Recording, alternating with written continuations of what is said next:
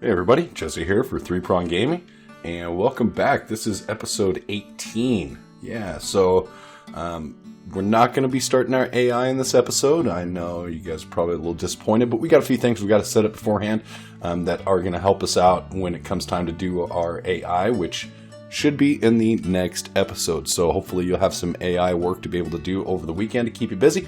In this episode, we actually got some some stuff we got to do beforehand. I'll explain. We got to set an entrance for the AI to go to. We got to set some collision boxes to really kind of help out our ghost building placements and things of that nature. So that's what we're going to do today. So sit back, relax, enjoy, and let's get this thing started.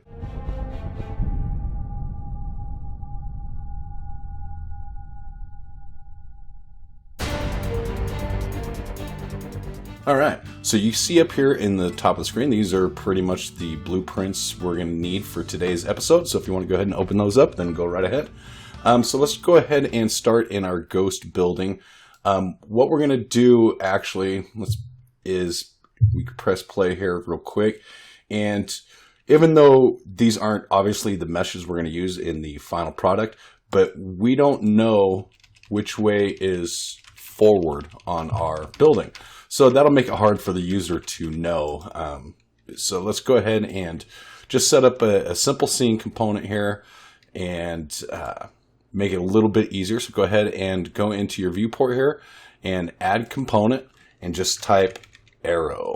There we go. And we'll just keep it as an arrow and scroll back here a little bit. Now, I'm going to mention this a couple times probably in this episode, but it's important to know that it depends on the mesh, how you import your mesh or how you create your mesh for your buildings, depending on which way the entrance is. Now, if you saw the my little teaser there, go ahead and check that out if you haven't, the teaser for my AI. With those meshes that I imported, the entrance was actually, the way I ended up doing them was, why can't I move around? There we go. Was actually on the y-axis. So everything I'm going to show you today is going to be relative to the x-axis, the world x-axis. But if you import your mesh the other way, like I did, I created it to where actually in Blender it was set up on the y or on the x, but this is the y. So it may have to switch around. I'll point it out a couple times, but same thing with this. This arrow is the arrow may end up having to be different, just like the collision boxes that we're going to set up.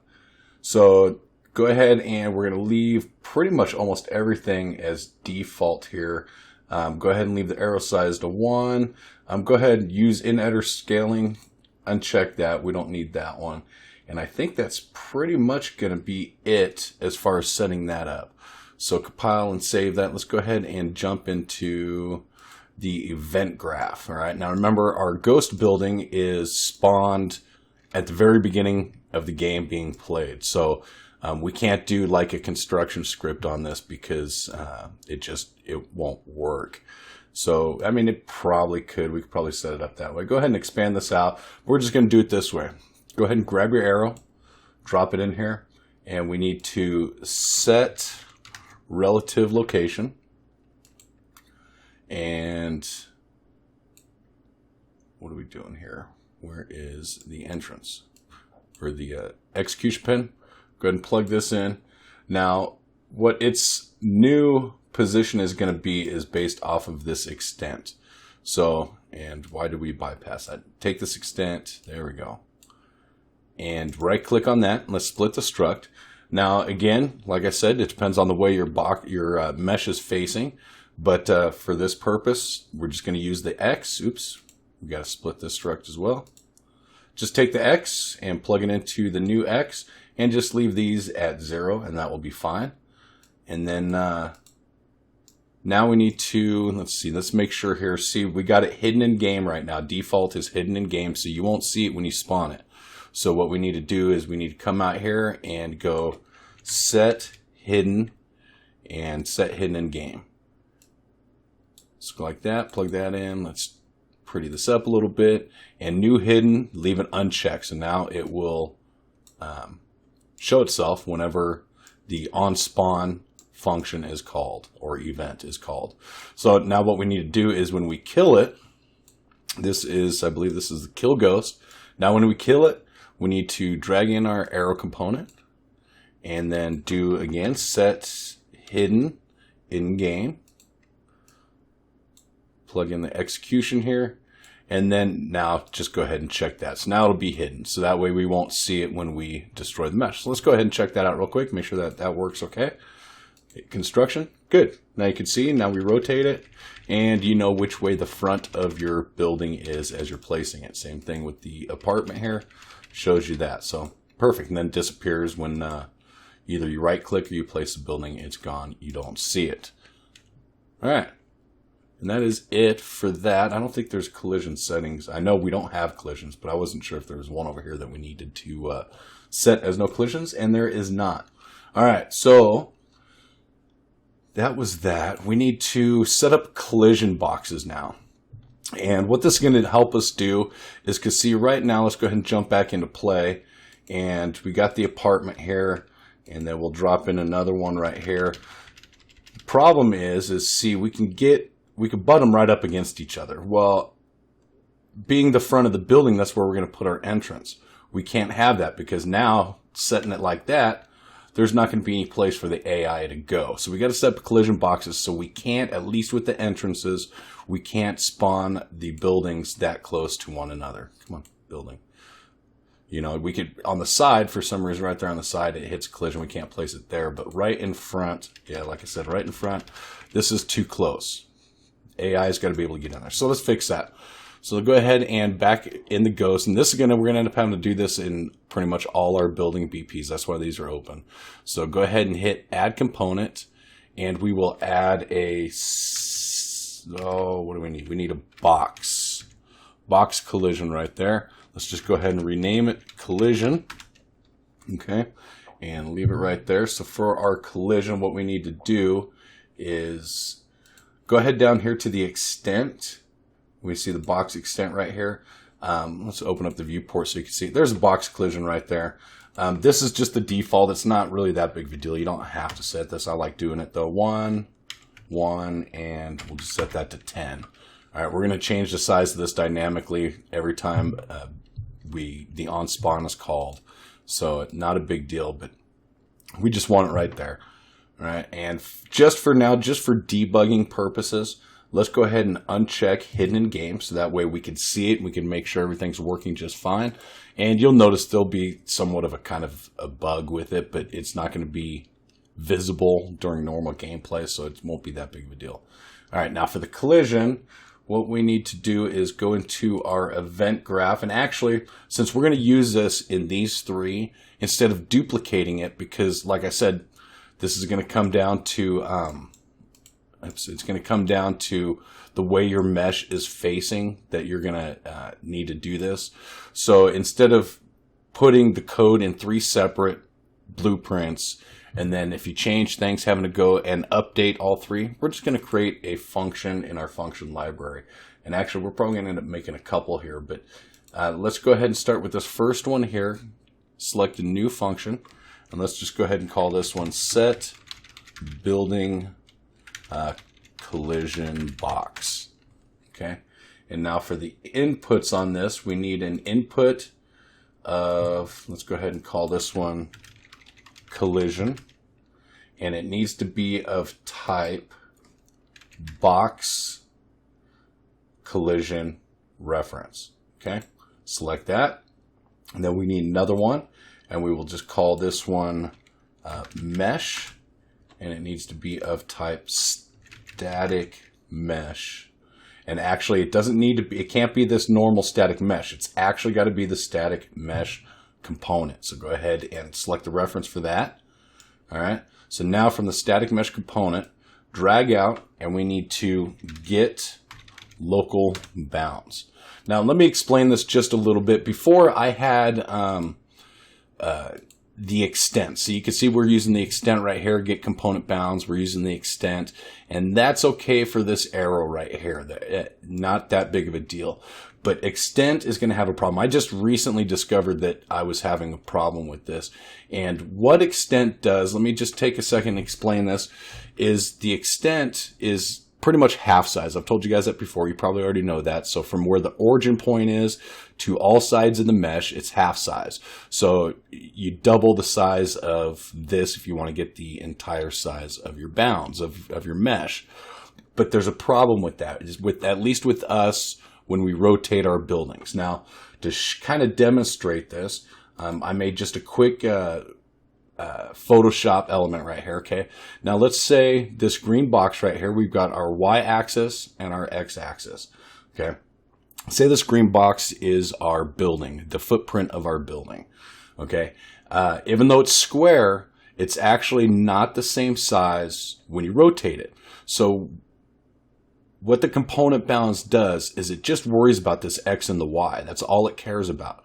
So the extent, open up this other one. I've just got a duplicate layer right here. It's the exact same size and it's white. So as we rotate our building here, and we'll rotate this 45 degrees, you will see that now it's bigger. So being on only caring about the x and the y, let me go ahead and accept that, Control T again, and only caring about the x and y, component bounds with the extent cares about the volume of your mesh in the XY coordinates. So now you can see as we rotate our building that the volume is much larger. So if we were to place our entrance, say 50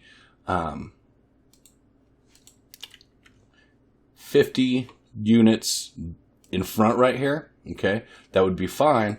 But now if we do 50 here, it would be 50 from the edge of this box right here. So it'd be another 50 out right here. So obviously our entrance would go way out. And same thing with our collision box when we set it up. So extent's not going to work for us. So keep that in mind. Hopefully that kind of lets you know what extent is a little bit and kind of gives you an idea. I'll explain local bounds here now. But yeah, so that's going to be an issue for us. So we don't want to use extent. So get local bounds here. What this does is we got the min and the max. Ultimately, it's the same thing. This gives you ultimately the minimum. I don't know. It's kind of hard for me to explain a little bit. They're both ultimately the same. The minimum starts from the one corner of the mesh on the bottom, on the negative side, and the max starts at the upper corner. Either one gives you the actual size of your mesh in X, Y, and Z coordinates. They just are different starting points. Min starts at the bottom, rear corner. Max starts at the top, front corner. All right. So it's not, I'm sorry if I can't explain that. It's been a long weekend.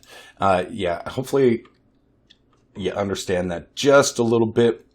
If not, you'll probably understand a little bit more. Now, what we got to do off of these is we need to get the absolute value. I know I've just hosed this up. I am sorry. I'm just confusing you guys. I'm probably confusing myself as I do this. We need the absolute values off of this because this min will actually give us negative numbers. Now, we could use the max, but like I said, the problem with the max is it's going to start up at the top of the mesh. So then we'd have to calculate and drop it all the way down. So I'd rather just do the minimum. And you can run tests. If you just, draw this on the screen as you do it, you'll be able to see what exactly is happening. But I'm not going to go through all that testing with you right now. So, but we need the absolute value. So that way, even though these are returning negatives, we're going to get the positive value out of it. No matter what, even if it's positive, it's still going to be a positive value. Okay, so now what we need to do is, now we got that, we need to take this collision, drag this out, and set box extent. All right, now this is the size of our collision box. All right, now it needs an extent. So since the extent is half size, remember everything we put in here in these values is going to be doubled in the world. Okay, so again, this is going to depend on how your mesh is facing in the world. So we're either going to need the Y or the X. But actually for this one, what we need to do is we need to take off the Y and do minus float, change this value to 10. And I'll show you this. This one, the collision box will print to the screen. So I'll show you this minus 10. But we don't want the collision box to be as wide as our mesh. We want it just a little bit narrower, and this 10 will work just fine. So let's take this and just plug that into the Y right there. Now, for the X, this is the important one. This is how far out we want the collision to occur, okay? So I decided to do 49. Now remember, this is double, so this is actually going to end up being a collision box of 98 units, which units in here is centimeters, okay? And I'll show you these numbers as we implement them. Now, box extent Z, let's just go ahead and give it a little thickness to it, and we'll add the box extent to 10. So that's actually going to make it 20 units tall, all right? So now what we need to do is we need to take off this collision again, just drag it out, and we'll do set relative location. This is probably got to be one of my worst episodes. Sorry about that, guys. Hopefully I'm not confusing. All right, now with our relative location, let's go ahead and split the struct right there. Now we're just going to pull off of these and use these same numbers, but off the X, again, this depends on how your mesh is facing. Off the X, we're going to take this and we're going to hit plus. We need to do float plus float. Okay, now what this float plus float needs to add is ultimately we need to add this same number. Now remember that even though this is 98, what we need to do is we need to move it out its half size, because the origin point of this collision box is going to be the center. So even though this is 98, the origin point is going to be at 49. So we need to move the origin point, because when we set relative location, that's what it's looking at, is the origin point. We need to move it 49 units out, so that way it's out in front of our building, all right? And then just plug that into the X. We don't want anything on the Z, or on the Y rather. On the Z, we do want to just go ahead and duplicate this. Like we said here, this is actually 20 because it's the extent. So we just want to move it up 10 so we can actually see most of the collision happening, okay? And that is it for that. So go ahead and just hit a return note. All right, now let me show you. Let's make sure in here in the ghost building, what we need to do now is at the end of this, go ahead and set building collision box. Go ahead and drop that new function in here. And obviously we're not setting this as a pure, which I usually like to use pure if possible. Take your collision, just drop it here in the collision. Take your mesh, drop it into the mesh, just like so. And then just plug in the execution. And then let's double check, make sure we've got this. Yep, so we should be able to see this. Go ahead and compile and save it. All right, so now we drop this in, and now you can see on our ghost building, you can see the collision box right there. And every time we turn it, the collision box is where it needs to be. So it's 98 units out in front.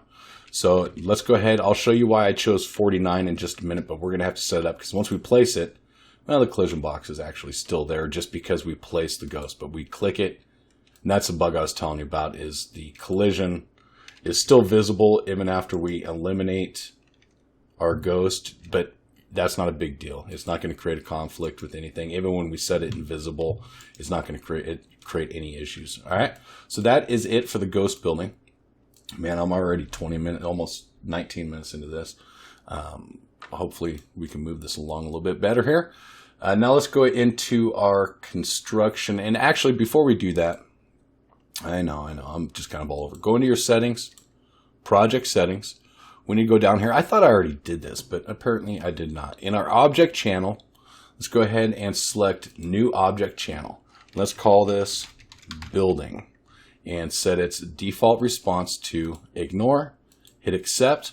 Now we're going to use this. We're going to obviously label our buildings with this, so that way we can have a little bit more control over some of the things going on here. So like this collision, or even this blueprint in general.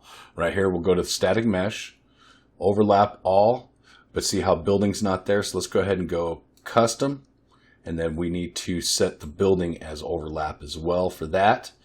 And I don't think we need those on overlap, but we'll leave them right there. We're not having issues with that. And then come down here to your collision. Let's do the same thing with the collision. we don't want to overlap all. We'll do custom. Set this to object type building. I believe that's what we did here too as well. Oh no, we didn't object type. We need to set this to object type building.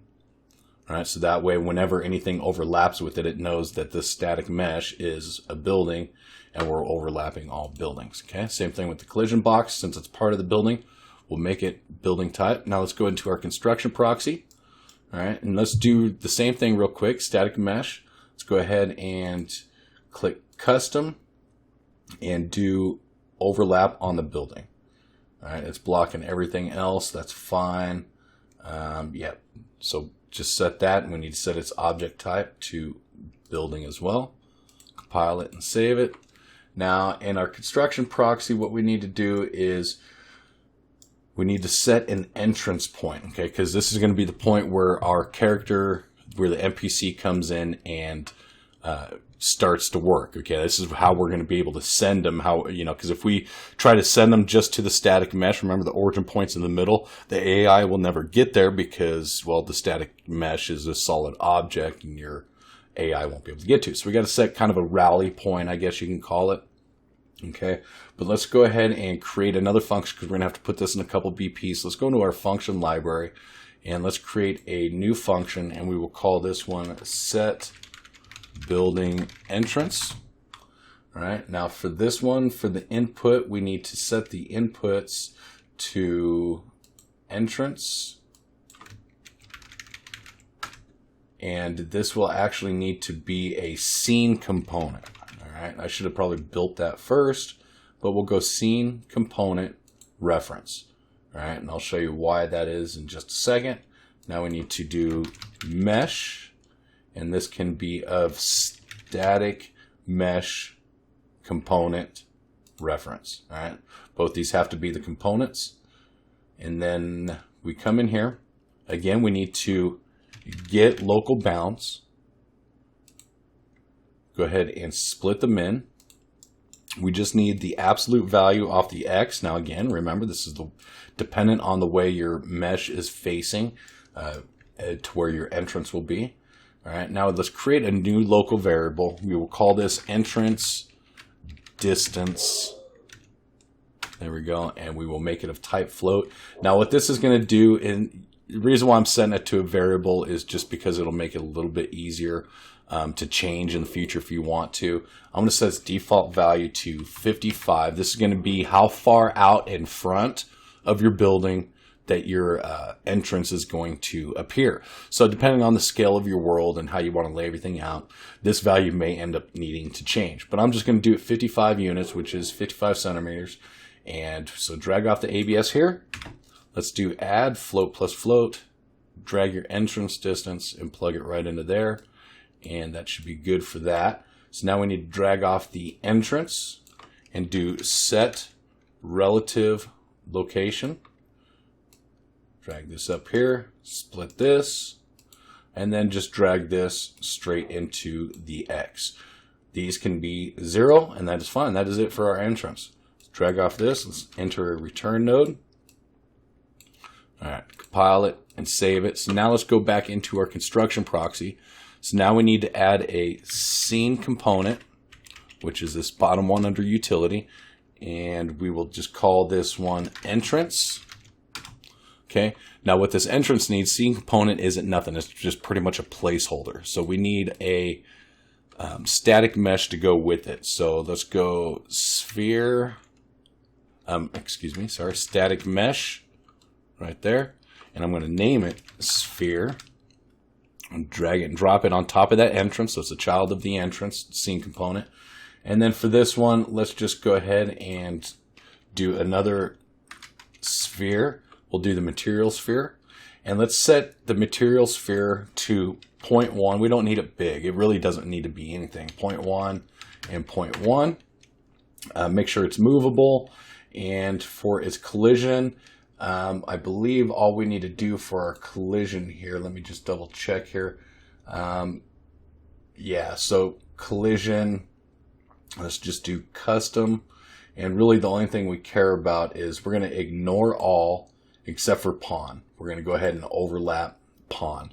And we don't really probably need that right there, but we're going to set there anyways, and it's just overlaps them, and if we don't use it, it won't have any adverse effects. If we had blocked, then nothing would be able to get to it. It'd walk around, it'd be a dynamic object. And we can leave it as world dynamic. Okay, so now we need to go from here, go ahead and drag out and do set building entrance. All right, so now it's entrance. Just grab your entrance scene component, not the sphere. Drop it in there. Now the mesh isn't the sphere. We need to drag our normal building mesh into there. Okay, and then that is it for that. So then we drag off of this. Now we need to actually, there we could do that. Set building collision box. We have to build the collision box in the components in here.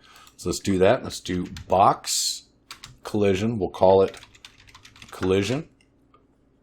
And again, with the extent, I'm just going to drop this down to 1, 1, and 10. Drag the collision box into here and our static mesh into that one. Now for our collision, let's go back down here real quick. We need to set this to custom. We need to turn this into type building, and then come down here and we need to overlap building, and the rest should be fine. Let me double check. The rest should be fine. Yep, building. Yeah, that should work.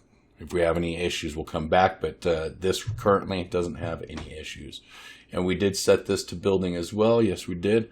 All right, now building master, this should be the last one we've got to do. So let's go ahead and jump into the building master, into the construction script.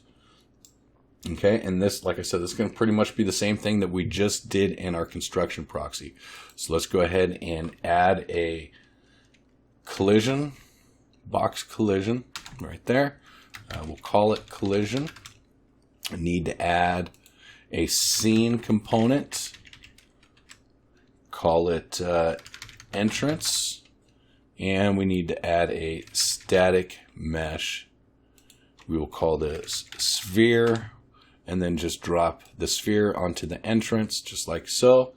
So now just drag off of this, do set building entrance, drag the entrance, drop it in there, grab our static mesh from our main static mesh, which is the building, drop that on top of there.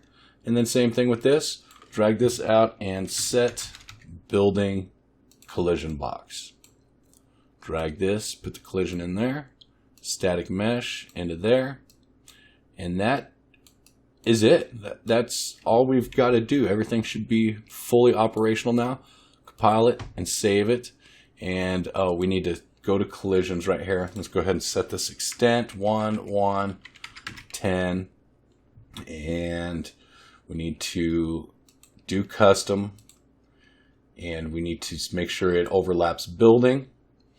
Go to the entrance. Go to the sphere of the entrance. We'll do custom, and this can actually ignore all. I believe that's all we got to do is just ignore all on that one, right? Oh, except for pawn. That's what we did. We did pawn, right? We did the same thing for our construction proxy. Yep. Okay. Building master. Yep. So collisions there. World dynamic. That is fine. Compile it and save it. Everything should be peachy now. So let's go ahead and move over here real quick. Drop it down. So now we got our collision right there. So the reason why I see our building entrance is 55 units out from the front of our mesh, and this is at 100 units in front of our mesh. All right. So now that way, when we come over here, see now you can't overlap. So if we go back real quick so you can see into the construction proxy, the collision, we will set this to be visible. Where is it? Hidden in game.